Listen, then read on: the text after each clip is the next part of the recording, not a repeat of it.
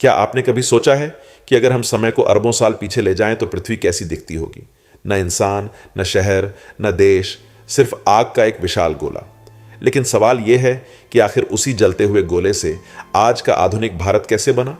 यह कहानी शुरू होती है लगभग 4.5 अरब साल पहले, जब गैस और धूल के कणों से मिलकर एक नया ग्रह बना जिसे आज हम अर्थ के नाम से जानते हैं। शुरुआत में पृथ्वी इतनी गर्म थी कि यहाँ जीवन की कल्पना भी नहीं की जा सकती थी, लेकिन लाखों साल बाद जब यह ठंडी होने लगी तो समुद्र और जमीन बनने लगे। यहीं से जीवन की पहली शुरुआत हुई और यही वह पल था जिसने इतिहास बदल दिया। धीरे धीरे समुद्रों में छोटे जीव पैदा हुए और करोड़ों साल बाद पृथ्वी पर ऐसे विशाल जीवों का राज शुरू हुआ जिनके बारे में सोचकर आज भी लोग हैरान हो जाते हैं। ये थे डायनासोर। कल्पना कीजिए, एक ऐसी दुनिया जहां इंसान नहीं बल्कि ये विशाल जीव धरती के राजा थे और लगभग 16 करोड़ साल तक पूरी पृथ्वी पर इन्हीं का शासन रहा। लेकिन फिर एक दिन ऐसा हुआ जिसने सब कुछ बदल दिया।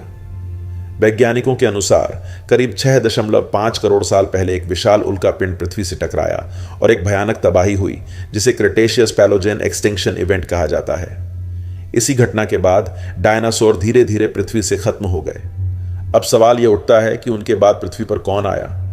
करोड़ों साल की विकास प्रक्रिया के बाद एक नई प्रजाति उभरी जिसे हम होमो सेपियंस कहते हैं। शुरुआत में इंसान छोटे छोटे समूहों में रहते थे, जंगलों में शिकार करते थे और धीरे धीरे उन्होंने आग जलाना, खेती करना और बस्तियां बनाना सीखा। समय के साथ इंसानों ने सभ्यताएं बनाई और उन्हीं महान सभ्यताओं में से एक थी इंडस वैली सिविलाइजेशन, जिसने भारतीय उपमहाद्वीप में एक नई संस्कृति की नींव रखी।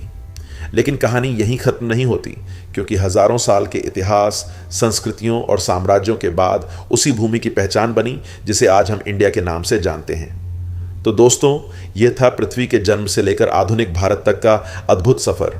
और सोचिए, अगर वह उल्का पिंड पृथ्वी से नहीं टकराता तो शायद आज इंसानों की जगह डायनासोर ही इस दुनिया पर राज कर रहे होते।